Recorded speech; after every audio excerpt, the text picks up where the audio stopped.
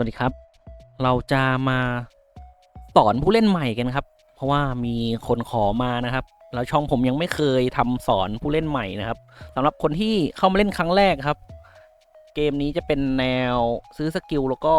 ส่งตัวละครที่มีสกิลที่เราซื้อครับไปตีกันนะใครเลือดหมดก่อนก็แพ้ครับเหลือผู้อยู่รอดคนสุดท้ายครับตามหลักแล้วเราก็มาที่เซตติ้งแล้วกดที่ไกด์ครับเราจะเริ่มตั้งแต่เบสิกกันเลยครับเบสิกก็คือไปพร้อมกันเลยครับสกิลจะแบ่งออกเป็น3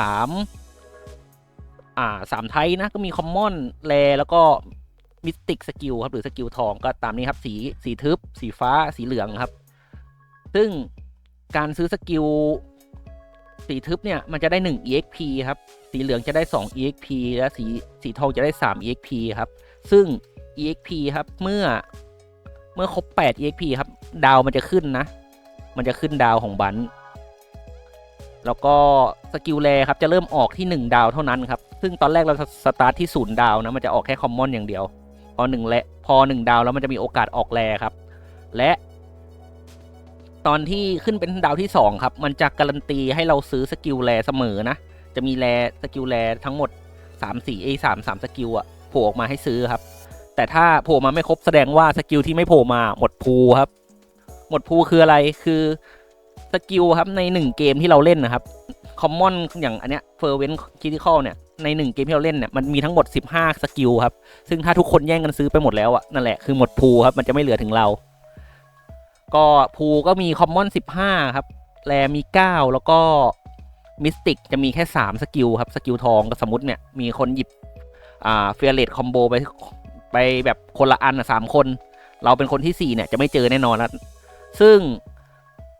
พอเราเวล3ใช่ไหมมันจะเวล3ที่ EXP 24ครับแล้วเวล4ที่ EXP 40พอเราขึ้นที่เลเวล4ครับมันจะการันตีเจอสีทองทันทีนะถ้าไม่เจอแสดงว่าหมดพูครับเนี่ยสีมันจะบอกว่ามิติกสกิลเนี่ยจะการันตีเจอ4สตาร์นะไปหน้าที่2ครับเรื่องการเงินครับเบสอินคัมก็มันจะให้เราออโต้อยู่แล้ว300 ถึง 400ต่อรอบนะแล้วก็มีดอกเบี้ยครับทุกการเก็บ100โกครับจะได้10ดอกเบี้ย10โกครับ10โกเป็นดอกเบี้ยในรอบหน้านะที่เราจะได้ซึ่งเก็บได้สูงสุดคือ500โกหรือ50ดอกเบี้ยครับสูงสุดนะฉะนั้นถ้าเราอยากรวยในท้ายเกมอ่ะเราควรจะเก็บเงินให้เหลือตอนสุดท้าย500ทุกรอบนะแต่ถ้าเหลือน้อยกว่าก็ไม่เป็นไรก็ได้ตังค์น้อยลงครับแล้วก็ระบบชนะครับถ้าชนะจะได้50โกต่อการชนะและถ้าชนะเรื่อยๆก็จะได้วินสติ๊กไปอีก10โกครับสูงสุดที่30โกก็คือจะได้สมมติเราชนะติดต่อกันรัวๆเราก็ได้50กับอีก30รวมเป็น80นะเป็นชนะต่อเนื่องรัวๆส่วนเวลาเราแพ้ครับทุกเลือดที่เสียไปจะได้30โกกลับมานะเสียไป1พอยต์ก็มี30โกเราสตาร์ทที่เลือด30นะเวลาเราโดนดาเมจไปแล้วเสียเลือดอะครับก็นั่นแหละเอาเลือดที่เสียไปคูณ30เลยนั่นแหละจะเป็นเงินที่จะเข้าเราถามว่าแพ้ดีไหมมันก็ไม่ดีหรอกชนะติดต่อกันได้จะดีครับ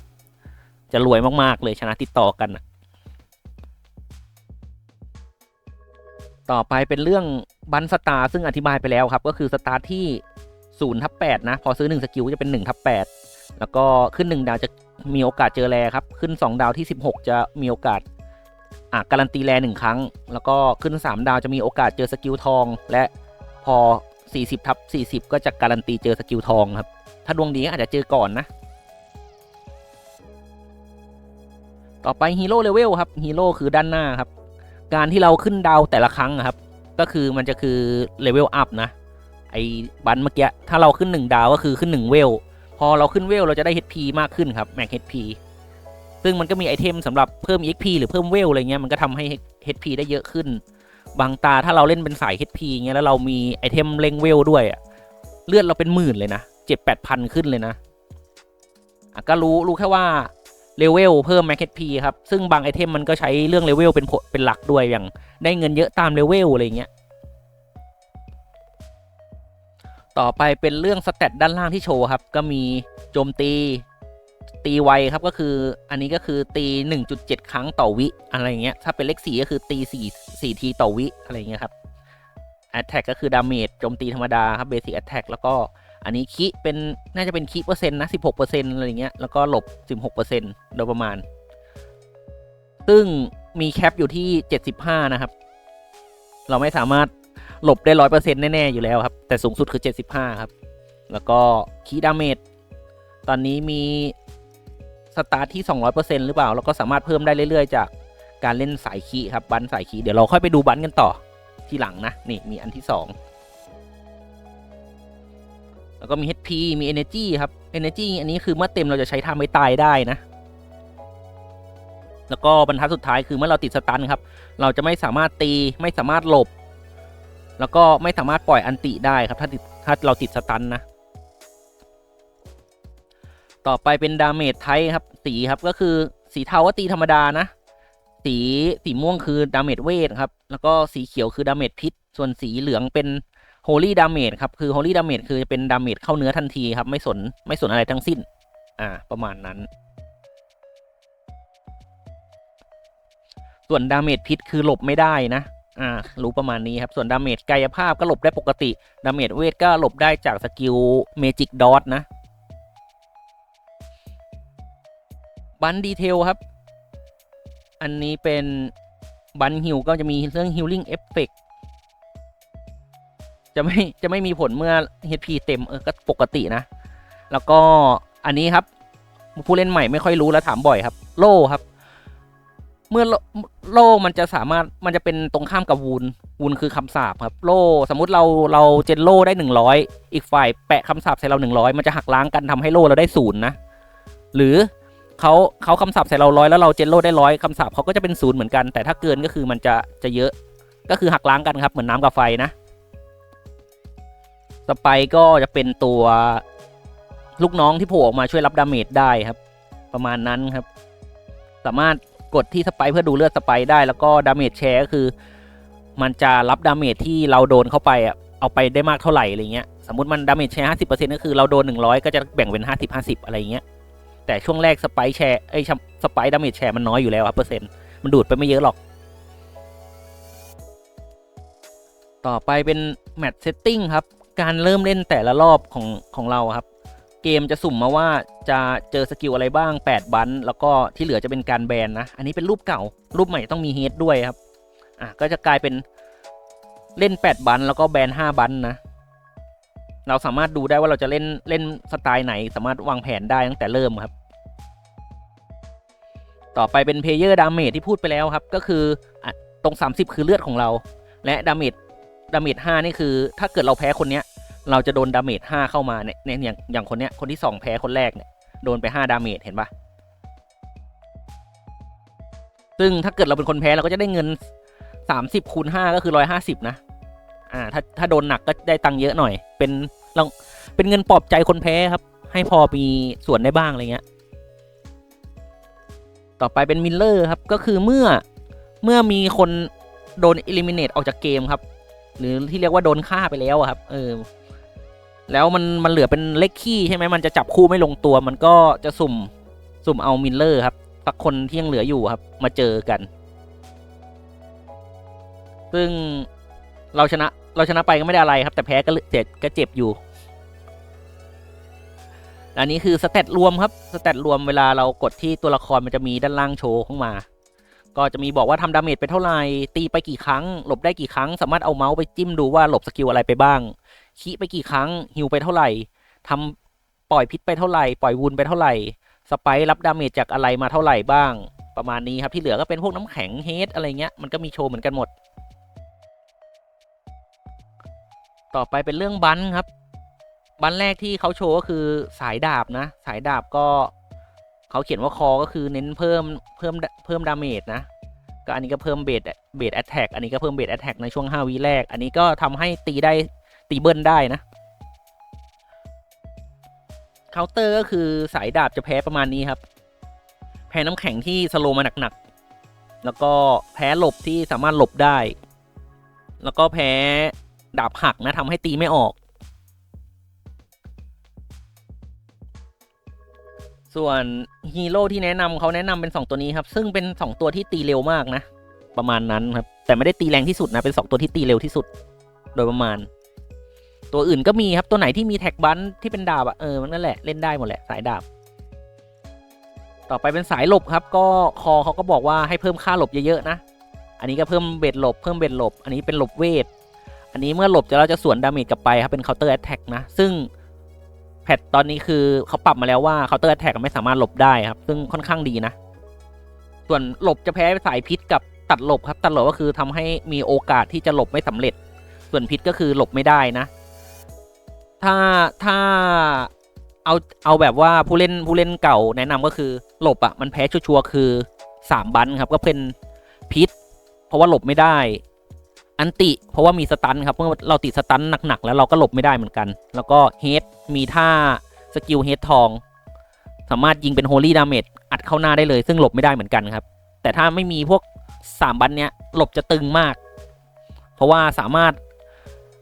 สะท้อนกลับไปได้นะสกิลทองของหลบคือรีบาวครับสามารถสะท้อนดาเมจกลับไปได้ฮีโร่เรคคอมเมนต์ก็มี2ตัวนี้จริงๆก็มีหลายตัวครับสายหลบซึ่งไอตัวนี้มันเป็นสายเพิ่มค่าหลบอยู่แล้วส่วนไอตัวนี้เป็นสายหลบพิษนะซึ่งมันก็ยงแยงนิดนึงตรงที่เราแพ้พิษนะแต่ว่าเป็นตัวหลบพิษก็หยิบมาก็เล่นยากนิดนึงจะไม่เน้นหลบจะเน้นเป็นแบบหลบแล้วแปะพิษสวนไปอะไรเงี้ยต่อไปเป็นบันคีครับก็เป็นการเพิ่มคีแล้วก็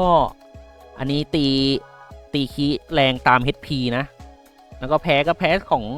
เคาน์เตอร์ส่วนใหญ่ทุกบันจะมีเคาน์เตอร์อยู่แล้วครับก็แพ้เคาน์เตอร์ของตัวเองก็คือมีโอกาสไม่ติดคี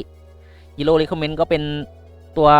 แอคนี้ก็ตีเล่นสายตีได้ครับเพราะว่ามันคีแรงนะตัวนี้มันคีแรงก็สายเล่น2สายแอตแทกกับคีครับส่วนไอออก2หัวนี่เป็นสายอันติกับคีครับ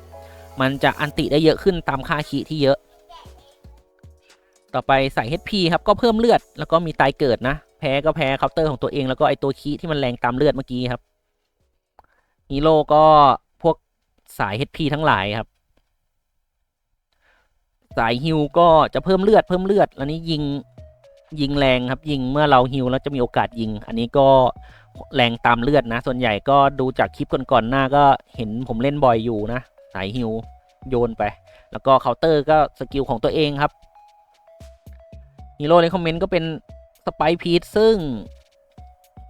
ส่วนใหญ่เขาจะไปเล่นกับบันคีนะตัวนี้เป็นคีกับฮิลนะเล่นด้วยกันส่วนแพนด้านี่คือแบบฮิลจ๋าเลยครับเพราะว่าฮิลหนักมากเป็นตัวที่ฮิลเก่งมากแล้วถ้าได้ใช้กับ medical เนี่ยไอตัว healing nova เนี่ยค่อนข้างเก่งเลยครับแพนด้าต่อไปสายอันติครับคอก็คือการเพิ่มมานาแล้วก็สกิลทองคือมาถึงยิงอันติได้เลยครับแพ้ก็คือแพ้ใส่ HP เพราะ HP ส่วนใหญ่สายอันติเป็นจะดาเมจเป็นเวทนะ HP เขาจะมีต้านเวทแล้วก็แพ้เคาน์เตอร์ของตัวเองครับแล้วก็แพ้โล่อันนี้แพ้โล่ก็ไม่ค่อยแพ้เท่าไหร่นะมันแค่เป็นโล่ที่มากันช่วงดอกแรกได้อะไรเงี้ยแต่ส่วนใหญ่ก็ไม่ได้แคร์เท่าไหร่ฮีโร่เลยคอมเมนต์ก็เป็นพวกแบบแท็กสายอันติทั้งหลายครับต่อไปเป็นสายพิษครับการเพิ่มพิษแล้วก็ตีแรงตีแล้วมีโอกาสติดพิษแล้วก็อันนี้เป็นผ้าคลุมสะท้อนนะดิ้งโดนดาเมจก็สะท้อนพิษไปเคาน์เตอร์ก็มีบันโลกับต้านพิษของตัวเองครับบันโลก็คือมันสามารถเอาพวกโล่มารับดาเมจจากพิษได้เล็กน้อยนะมันไม่ได้หักล้างกันเหมือนโล่กับวูนนะแต่ว่ามันเอามารับได้มันเอามาช่วยรับได้อยู่ครับส่วนฮีโร่ก็ตามนี้มันก็มีหลายตัวนะเชื่อมากไม่ได้หรอกมีแต่ตัวที่ไม่ค่อยได้เล่นทั้งนั้นเลยสายน้ำแข็งครับก็มีแปะน้ำแข็งมีเมื่อเราแปะน้ำแข็งมีโอกาสทำดาเมจจากฟีดดาเมจซึ่งถ้าเล่นกับคีย์ครับค่อนข้างเก่งเลยนะฟีดดาเมจเพราะว่ามันเป็นสกิลที่เชนคอมโบได้ดีมากและแรงมากครับแพ้ก็ส่วนใหญ่น้ำแข็งส่วนใหญ่เป็นดาเมจเวทนะฉะนั้นก็เลยแพ้ HP ที่เป็นมีต้านเวทแล้วก็เคาน์เตอร์ของตัวเองแล้วก็เป็นดาเมจที่ค่อนข้างถี่ก็เลยแพ้สายเดบมัตเตอรี่ครับซึ่งทำให้โดนดาเมจเบาลงนะฮีโร่รีคอมเมนต์ก็หลายตัวแต่เนี่ยตัวฟอสบอลเนี่ยตอนนี้คือแบบเมตาเลยครับเก่งสุดๆไปเลยอยากรู้ก็ไปดูคลิปก่อนๆนะซึ่งเคาน์เตอร์อีกอันนึงคือเป็นแท็กเฮดครับเพราะว่าอันนี้เป็นรูปเก่าเขาก็เลยยังไม่ได้อัปเดตเฮดขึ้นมาเฮดก็เหมือนโลกับวูนเลยคือหักล้างกันนะอันนี้ก็เป็นน้ำแข็งกับไฟครับแต่ว่าเฮดของเราคือลมนะ น้ำแข็งกับลมก็สามารถหักล้างกันได้ครับ100น้ำแข็งกับ100เฮดก็หักกันเหลือ0ได้ต่อไปสายโล่ครับก็คอก็มีเอาโล่มาปาครับมีโล่มาเพิ่มความอึดทำให้โดนดาเมจเบาลงแล้วก็ Final Defense ครับเมื่อใกล้ตายแล้วจะบูสต์โล่ขึ้นมาแบบมหาศาลแพ้สายดาบครับซึ่งดาบมันแรงมากจนแบบโล่เจนไม่ไหวนะเจนไม่ทันแล้วก็แพ้เคาน์เตอร์ตัวเองแล้วก็แพ้หลบไหมก็ถ้าเราเล่นเป็นสายปาโล่ก็แพ้อยู่ครับเพราะว่าปาโล่เป็นกายภาพครับหลบง่ายนะฮีโร่ก็จะเป็นพวกแท็กโล่ทั้งหลายครับไอเต่าเนี่ยเก่งสายวูนครับเคาน์เตอร์โล่นะแต่โล่ก็เคาน์เตอร์วูนเหมือนกันถ้าเกิดโล่แปะได้มากพอครับแต่ผมว่าวูนโหดกว่าโล่แน่นอนนอกจากเป็นฮีโร่ที่แบบเจนโล่ได้หนักมากอะไรเงี้ยก็จะมีมีเพิ่มวูนทีแบทเทิลวูนก็มาถึงแปะวูนหนักๆเลยแล้วก็สกิลทองเอเลดทันเดอร์ครับผ่าเป็นดาเมจเวทรัวๆนะฮีโร่ก็ประมาณนี้ไอตัวงูก็เป็นสายวูนน้ำแข็งนะยิ่งน้ำแข็งเยอะก็ยิ่งแปะวูนเยอะครับต่อไปเป็นบันสไปครับซึ่งไม่มีเคาน์เตอร์เพราะว่ามันเป็นตัวกลางเหมือนฮิลอะไรเงี้ยก็เหมือน HP อะไรเงี้ยก็เพิ่มเรียกลูกน้องมาแจกสถานะอะไรเงี้ยก็เคาน์เตอร์ก็คือตัวมันเองก็คือทำให้ลูกน้องตัวเล็กฮีโร่ที่เขาเป็นก็เป็นพวกแท็กสไปทั้งหลายไอเนี่ยไอแพะเนี่ยสายสไปจ๋าๆเลยครับถ้าหยิบแพะเราไม่เล่นสไปนี่คือหยิบตัวอื่นดีกว่าสายเลดนี่เมตาเก่าเลยครับตอนนี้โดนเนิร์ฟหนักมากโดนเนิร์ฟไปหลายรอบเลยก็ก็คือการเพิ่มเลดอันนี้ไม่คอนะฮิลเลดเนี่ยเบสิกเลดคือคอที่สุดครับถ้าเล่นสายเลดเบสิกเลดต้องเยอะนะแล้วก็ดาเมจมาจากฟูลี่รีลีสครับยิงแรงตามค่าเลทที่เราเจนขึ้นมาได้ครับซึ่งค่อนข้างแรงแต่ว่าโดนเนิร์ฟไปเยอะอยู่ก็เลยเบาลงนิดหน่อยเคาน์เตอร์ไม่จริงๆเลทไม่แพ้อันตินะเอาจริงๆโดนฟูลี่รีลีสส่วนสายอันติอาจจะยืนไม่ไหวด้วยซ้ำครับแต่แพ้ตัดเลทเพราะว่าทำให้เจนค่าเลทได้น้อยลงครับฮีโร่ก็พวกลุงแดงพิกอะไรเงี้ยแล้วก็เฮดครับอันล่าสุดนะก็การเจนเฮดทำให้ทุกสกิลมันเร็วครับแล้วก็แพ้น้ำแข็งนะเพราะว่ามันหักล้างกันได้ครับฮีโร่ก็เป็นพวกก็ไม่มีนะไม่ใช่พวกนี้นะตัวพวกนี้ไม่เหมาะกับเฮดเท่าไหร่ครับแต่ก็พอเล่นได้ทุกตัวนะเฮดมันเหมือนเป็นแบบกินกับอะไรก็อร่อยอ่ะ